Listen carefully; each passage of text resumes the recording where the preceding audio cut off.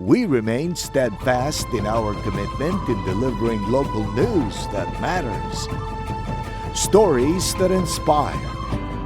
Enriching the lives of Filipinos in the Philippines and across the globe. This is your GMA Regional TV. Buong puso para sa Pilipino.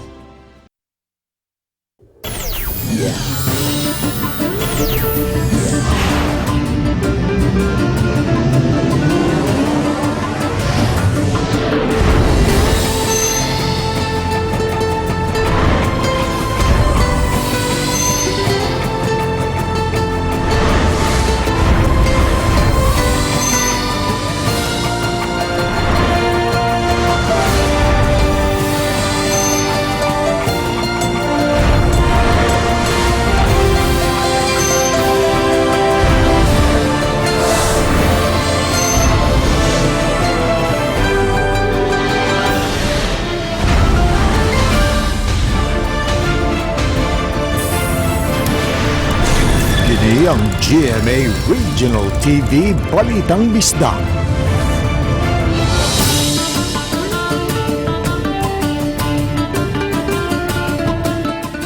Maayong hapon, kini ang inyong GMA Regional TV Balitang Bisdak, ang bugtong kasaligan, kasandigan o kadangpan sa mga Bisaya. Ako si Alan Dumi.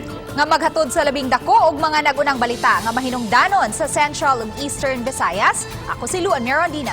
Live din sa GMA Complex sa Dakbayan sa Sugbo. Ako si Cecil Kibod Castro.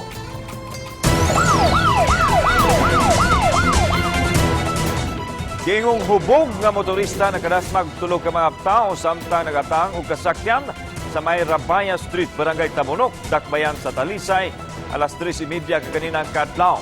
Gidali pagtabang ang mga samdang mga pasahero human maangol sa aksidente. Matud pa na wad-an kini og control sa gimaneho nga motorsiklo. Kasong reckless imprudence resulting in physical injuries ang giandam nga kaso batok sa maong motorista. Abagahon sa kumpanya sa bus ang galastuhan sa pagpatambal sa mga naangol nga pasahero human daruha sa series bus. Nahitabo ang aksidente sa barangay Kalintagan, Dumaguete City, kagahapon sa Udto. Kini ang ipasalig sa Valya Car Transit Incorporated Dumaguete Branch. Ang tagduma sa mga series bus nga na-post sa ilang social media. Ipasaligan nila ang mga kabanay sa mga naangol nga tabangan sila. Luwas na usab ang mga biktima. Nangayusab sila og pasaylo sa naitabo sa mga biktima ug sa uban pang pasahero. Ilang gipahibaw nga mapahigayon sila og pakisusi sa naitabo ug makig-alayon usab sila sa kapulisan. Ang panghitabo na hulikam sa CCTV sa terminal. Gipatun-an karon ni Cebu Governor Gwen Garcia sa mga abogado kung nakasubay ba sa saktong proseso ang pagkahimong highly urbanized city sa Lapu-Lapu. Samtang nagpabilin ang hugot nga baruganan sa gobernador batok sa posibilidad nga mabuak ang sugbog. Ani ang report? Gipadayag ni Cebu Governor Gwen Garcia nga mas maayong tan-awon kung nakasubay ba sa saktong proseso ang pagkahimong highly urbanized city sa Lapu-Lapu. Human ma-highly urbanized ang Lapu-Lapu City, nahimo na kining independent ug dili na ubos sa lalawigan tungod kay anaa naman sila'y kaugalingong charter. Gikuhaan og base sa gobernador ang sugyot kaniadto ni anhing Secretary Adelino Sitoy. Uniingon siya nga, maayo tingali i-review ninyo kung the proper procedure was done. Kung nagplebisito ba sa tibuok probinsya, I don't remember nga diha. Sa dihang gideklarar ang Lapu-Lapu as a highly urbanized city. So akong patunan sa mga abogado. Wa mo lawat og komento ang mga opisyal sa syudad sa Lapu-Lapu inay gipasa kini ngadto sa kanhi kongresista nga maoy yawi sa pagka highly urbanized city. I think it is in the post of former Congresswoman Nerissa Sun Ruiz because siya man ang nakaka-highly urbanized city and she answered that. Pwede siya kay siya may nakibaw. Samtang hugot ang barugana ni Garcia pagsupak kung adunay mga nagplano nga mabuak ang sugbo. Kini ang iyang reaksyon sa gitan-aw sa katiguan sa Dakbayan sa Lapu-Lapu subay usab sa plano kaniadto ni anhing Secretary Sitoy nga himuong probinsya ang Mactan nga maglakip sa lungsod sa Cordova nga sakop karon sa lalawigan sa Sugbo. I was and I am and will always be against Sugbuak. And I know that the people of Cebu agree with me. That was shown in the 2007 elections when 3 congressmen wanted to break or dismember our province into 4 provinces. And in the 2007 elections, pirabuyag, mga pildi sila tanan. Gidugang sa gobernador nga kon magkuhaan og laing lungsod ang lalawigan, mapiktuhan usab ang dawatunong bahin ini sa National Tax Allocation. Hinoon na sayra ni Garcia nga dili prioridad sa mayor sa Lapu-Lapu ang paghimong probinsya sa Mactan. There are more important things to focus on. Ang importante nga atong ma-preserve ang atong unity, not just philosophically, not just politically, but physically as well, geographically as well. Samtang alang sa gobernador, mas maayong magdugang og laing distrito, inay ang pag-umol og laing probinsya. The solution is not to create a new province. It is to add more congressional districts. Kauban si Cleofer Lumayag, ako si Alan Domingo. Balitang Bisdak. Samtang Lapu-Lapu City Mayor Junar Dahong Chan nitataw nga dili niya priority ang paghimong probinsya sa tibok isla sa Mactan. Ani ang report? What are our top? Gitataw ni Mayor Junard Ahong Chan nga wa pamalakip sa mga top priorities karon sa dakbayan ang pagduso og balaudnon ngadto sa Kongreso pinaagi kang Lone District Congresswoman Cindy King Chan nga maghimong probinsya sa tibok isla sa Mactan. Matod sa mayor, mas gitutukan niya karon ang pagbangon sa turismo ug pagsulbad sa mga pagbaha ug suliran sa trapiko sa dakbayan. So ato nang tan-aw, atong gitun-an og makaayo ba o dili ba makaayo sa ato ang syudad. Mora nang bahina diha. So wa gina sa ato ang hunahuna nga mahitungod niya ng paghimo sa island of Mactan. Gitinguha usab sa mayor nga mauyuna na sa konseho ang budget karong tuiga, ilabi na kay kaalyado na niya ang tibok konseho aron may magamit sila sa pagpaayo sa mga government infrastructure nga nagusbat sa bagyong Odette. Nahinabi ni Chan kagahapon ang Chief of Staff ni Governor Gwen Garcia ug iyang gipasabot kabahin sa iyang plano sa paghimong probinsya sa Mactan Island.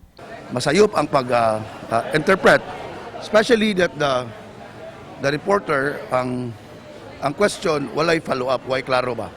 So ako lang gi-clarify nga dili na mao'y among priorities. Sa pagkakutlo ning balita, wala pa motubag sa mga text og tawag sa RTV Balitang Bisdak si Cordova Mayor Cesar Didoy Suwan kabahin sa maong issue.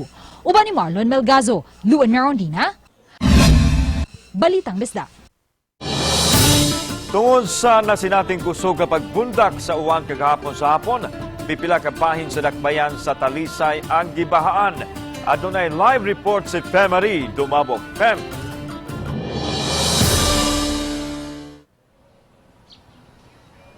Yes, Lano, sa niini ang dapit sa Barangay Bulacau, Talisay City nga nakamugna og duha ka hugna nga pagbaha nga nakaapekto og 4 ka sitio sa mga barangay gahapon. Bisan milapa sa tuhod sa mga bata ang baha, may taksi gihapong misungasong pag-agi sa dapit nga nakamugna og gamayng pagbawod. Sa video nga nakuha sa pipila ka mga netizen, makita ang mga mulupyo ug mga trabahante nga na-stranded sa dapit. May mga motorsiklo usab nga mipugos pag-agi sa gibahaang dapit. May mga sakinan nga napagngan sa makina nga misangpot sa paghuot sa trapiko nga moabot sa 3 ka oras gahapon. Apektado usab ang mga commercial establishment sa dapit. Pipila sila mga butang nangabasa. Sagad ng bahaan ng dapit apan matod sa kapitan sa barangay. Gipangitaan na kini og kasulbaran. Kuan man gud kay nang dapita mo mo na atong low-lying areas yun. So mura na sa catch basin nato diha sa atong tubig. Actually tungod lang gyud sa kakusog yun siguro niya kalit, no? Mao na nga although nga doon na nantay project diya. Irekomendar ni Kapitan Banjo Abastilla sa buhatan sa mayor nga ipaygay ng sinimanang paglimpyo sa drainage kaya ang ilang dapit haduol man sa gawsanan sa dakong sapa sa dakbayan. Nang hinaot ang kapitan nga matun-an kung mahimo ba nga may drainage system usab nga mopalaho sa tubig sa Mananga River aron kalikayan na ang pagbaha sa dapit. Nagsugod ang baha alas 12:30 sa udtog, milungtad kini alas 2 sa hapon, apan subling misaka ang tubig pagka alas 5 sa hapon hangtod na sa alas 8 sa gabi. Sa monitoring sa Pag-asa Visayas, ang ITCZ mihatod sa kusog nga pagbundak sa uwan nga moabot sa 75,000 ngadto sa 150,000 drums per square kilometer ang tubig ulan nga mo'y hinungdan sa pagbaha. Lakip sa gibahaan ang ubang bahin sa Cebu South Coastal Road. Ang dito po sa SRP, Laray side, sa Laray area, na po dito yung nagbaha. And then sa Linaw, medyo ubos-ubos na to, pero nakakos gyapon tong traffic. Okay. No? So, mo na siya, mga tulo ka main street sa Talisay nga nagkabaha.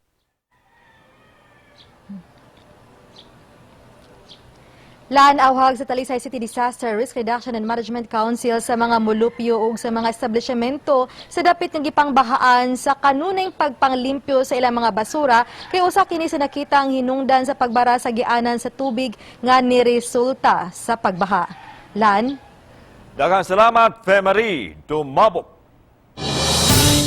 Sugbo ug Central Visayas pabiling luwas sa African Swine Fever o ASF ug avian flu. Apan mihan-ay og mga lakang karon ang Department of Agriculture taliwa sa mga bag-ong kaso nga natala sa mga silingang probinsya. Ang detalye ni Nico Sereno.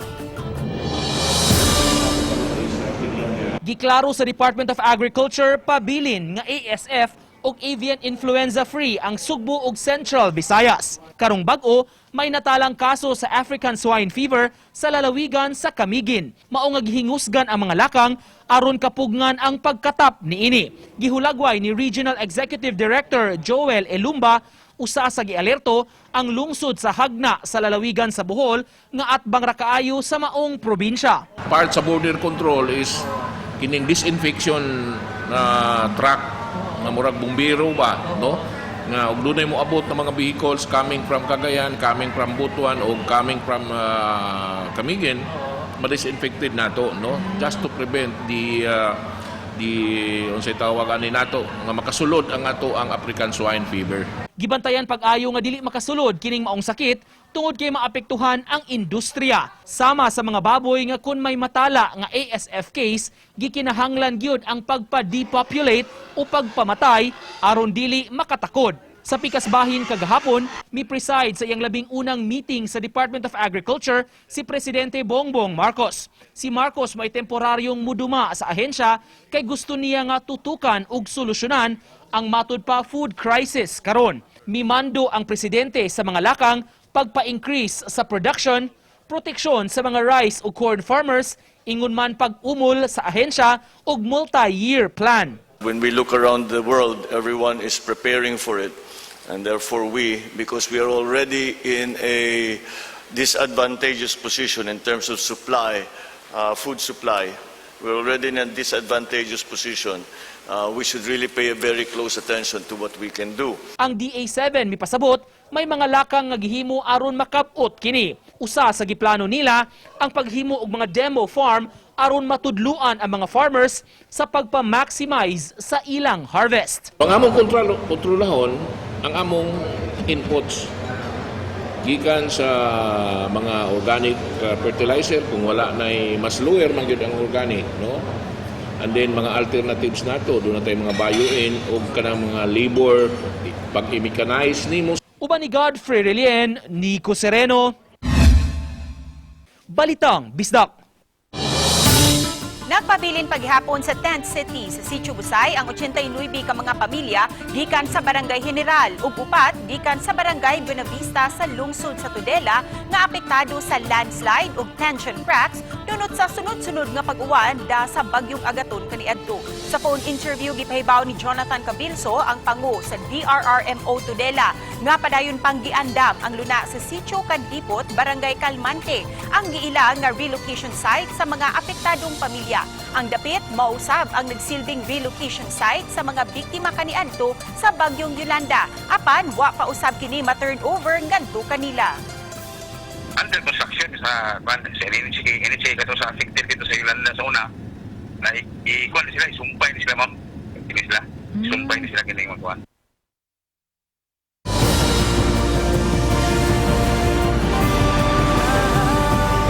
Kini ang GMA Regional TV Balitang Bisdak.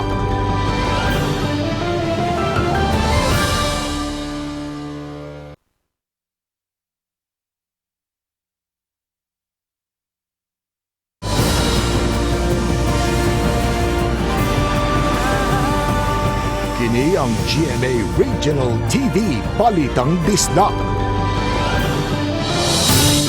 Overloading sa mga pasahero sakay sa modern jeepney. Natuki sa meeting kaganina sa Mandawi City Hall, usa kuno sa practice kaning pagpuno sa masakinan nga nagparog nga pasahero apan padukuon o papungkuon aron di makita sa enforcer sa kadalanan. Ang report ni Nico Serino.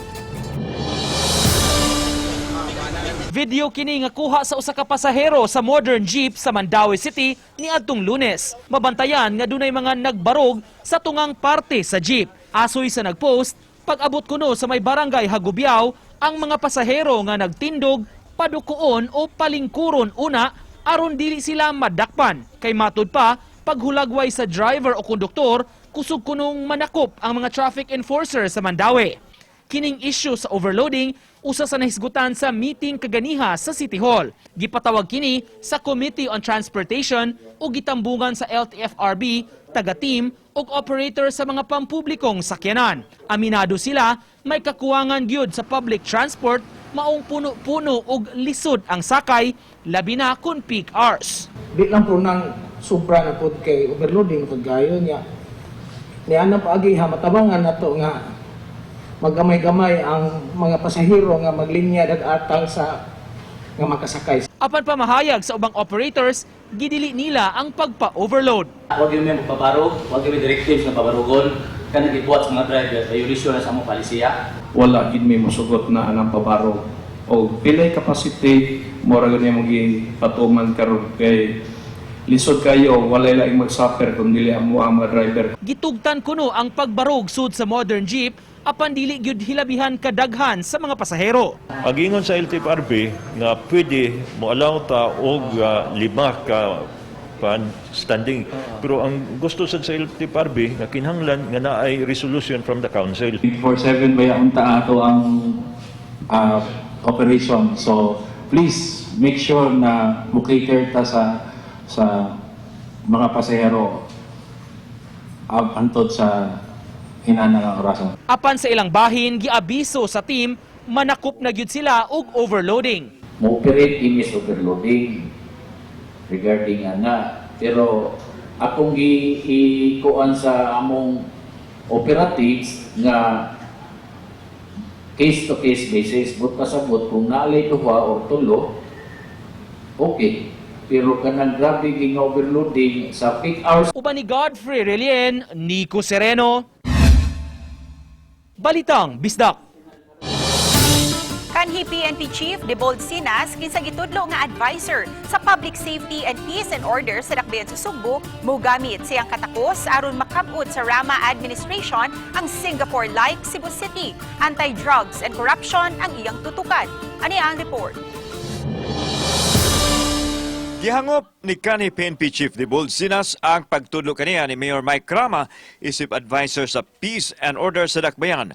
Si Sinas dili bag-o sa Sugbo sanglit, kanhi siya na destino isip direktor sa Police Regional Office 7, ayha siya nahimong hepe sa nasudnong kapulisan.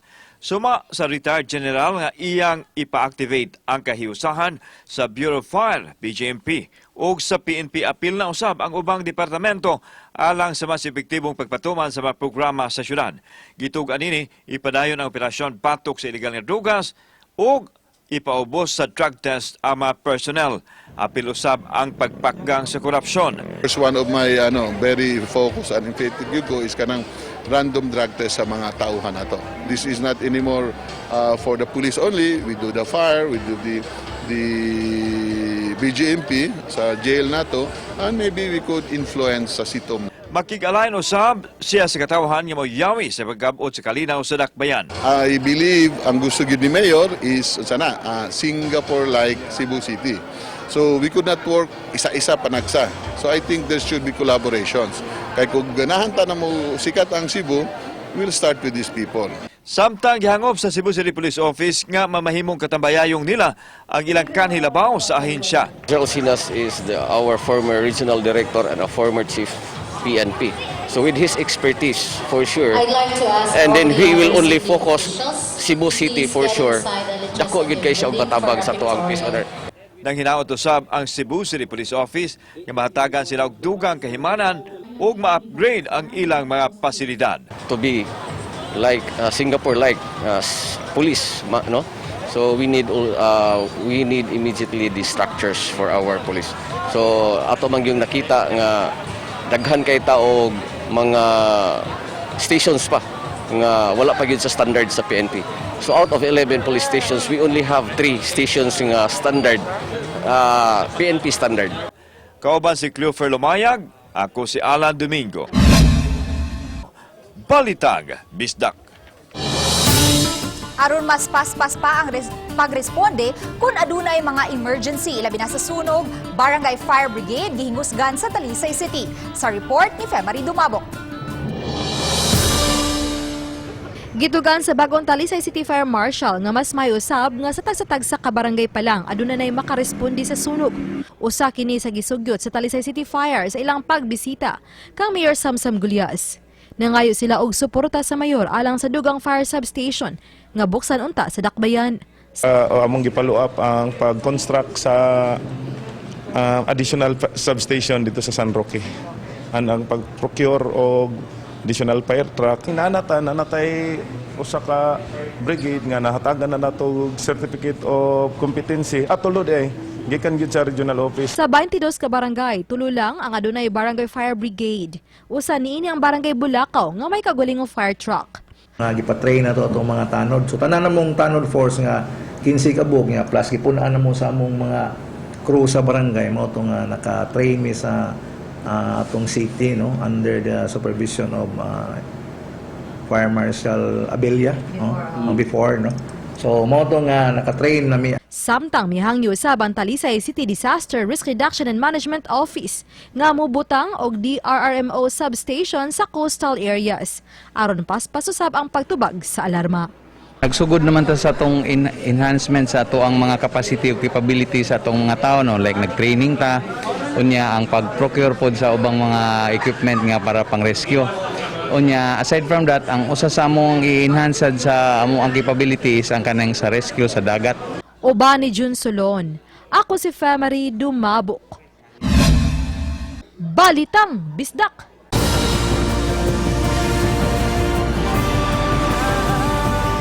Kini ang GMA Regional TV Balitang Bisdak.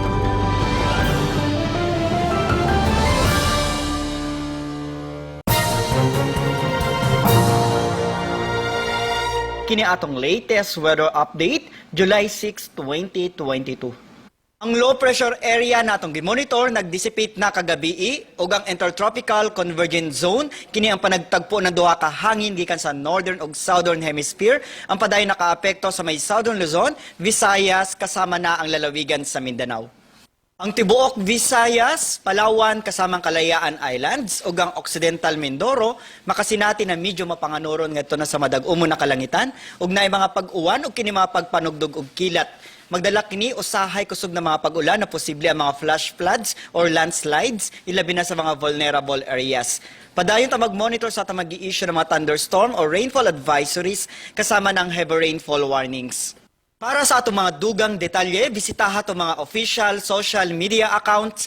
Kini si Jomar Eclarino gikan diri sa DOST Pag-asa Mactan, maayong adlaw ug mag-amping tang tanan.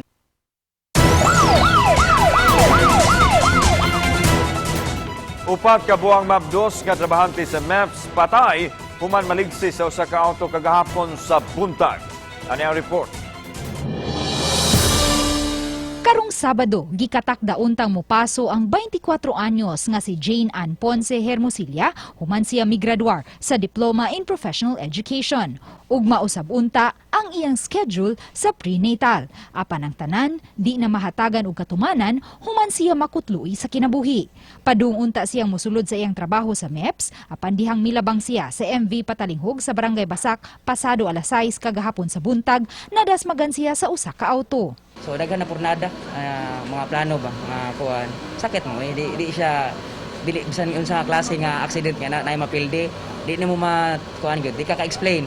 Walay CCTV footage nga nakakuha sa aktwal nga hitabo apan matod sa investigador sa Police Station 4 kung basihan ang impact sa sakyanan, posibleng kusog-kusog ang dagan sa auto. Ang nagmaneho sa auto, giila nga si John Lloyd Ibanez ug kasamtangang gikustudiya karon sa Lapu-Lapu City Police Office. Kay kagabi gikuhaan na nato sila kapirabit, mo file sila kaso so kompleto na tanan nga ato ang papilis. Ang karon lang buntag kay ilasang istoryahon sa suspect ang kuan pangitabo kung mopile ba sila, mo desisyon sila within this day. Sa pakiginabi sa asawa sa nagmaneho sa auto, uban sa kapuyo ug sa mga kabanay sa biktima, nakabot ang usa ka amicable settlement. Kaya sa unsa pa nga klase nga kuan at the end or magyapon ang ending ma'am is mag-settle gyapon dito sa kanang kuan ba sa husgado. Nagkasabot nami sa family sa victim nga kanang mo-extend mi sa among help. Then kanang since company car man ang gi-drive sa akong husband kanang mo-help pud ang yang company. Uban ni Marlon Melgazo, Luan Merondina, Balitang Bisdak.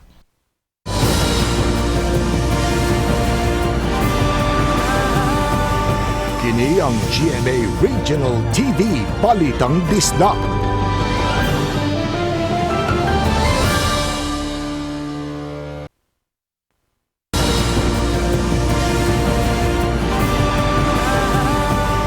Kini ang GMA Regional TV Balitang Bisdak. Ang suliran sa baha ang appeal sa top priority sa bagong mandato sa mga opisyal sa dakbayan sa Sugbo. Subay sa tinguha nini nga mamahimong Singapore-like ang dakbayan. Ani ang report.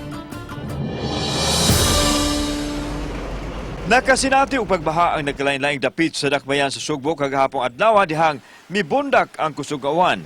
Usa nini ang sitio Ubos Pundok sa barangay Basak Pardo nga dugay ng suliran sa mga mulupyo matag kusog ang pagbundak sa uwan. Gawa sa Basak Pardo, gisanapan usab sa baha ang kadalanan sa Tipadilla ug sa MJ Cuenco ug daghan pa. Suma ni Mayor Mike Rama nga lakip sa top 5 priorities ang pagsulbad sa suliran sa baha.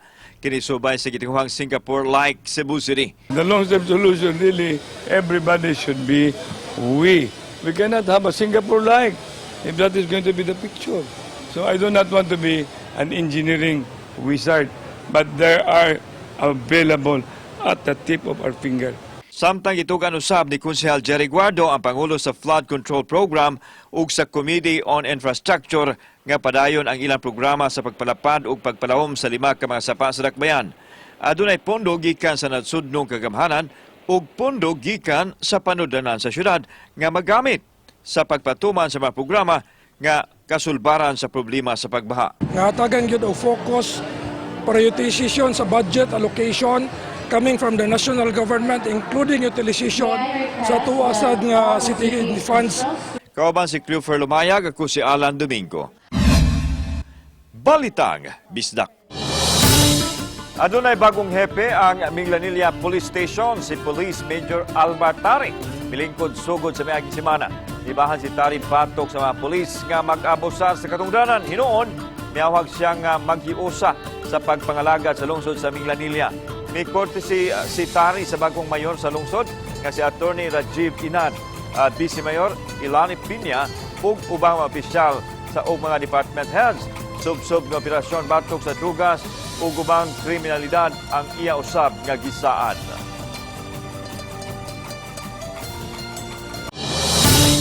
Bukapin sa 1 milyon ka pesos ang balor sa gidudahang shabu nga nasakmit sa kapulisan sa bypass operation alas 12:20 kaginihang kadlaw sa barangay Kayang, Dakbayan sa Bugo. Nakuha kini gikan ni James Paul Yuson Villegas, taga barangay Kayang, Bugo City, kinsa giilang usa ka high-value individual. Nadakpan siya apan ang iyang kauban ang nakasibat atol sa operasyon sa Provincial Intelligence Unit ug sa kapulisan sa Bugo. Giisyuhan na og show cause order sa Land Transportation and Franchising and Regulatory Board ang Balical Transit Incorporated. Ang nanag-iya sa series bus nga midaro sa mga pasahero nga nag-atang sa terminal dito sa Dakbayan sa Dumaguete sa Negros Oriental kagahapon.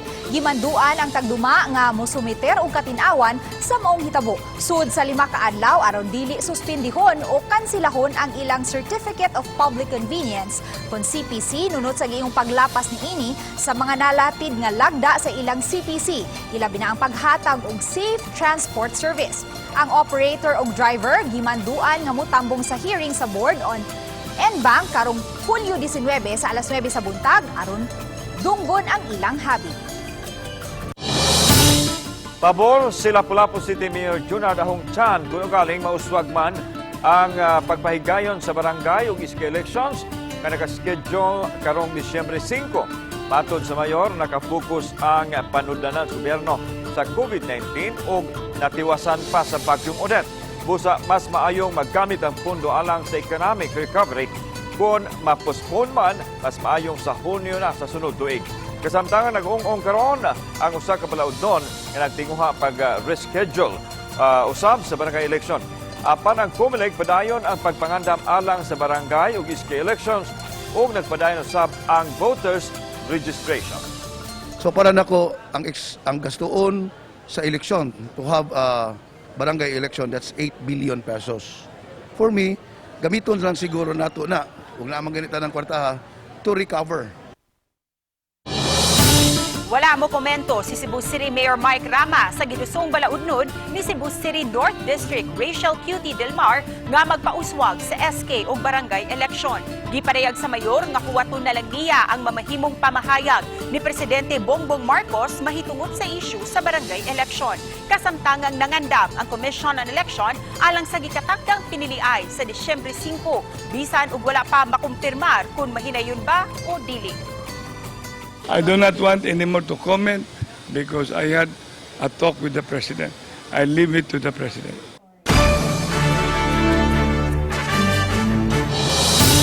Bisan asa ug bisan unsang paindigay sa kaanyag, mipatigbabaw gayon ang Bisdak Beauty. Sama ni ining duha ka mga proud bisdak nga napiling mo representar sa nasod sa managlahing international beauty pageants. Ato silang ilailahon, pinaagi sa bida ka nga istorya ni Mark Reggie Abella.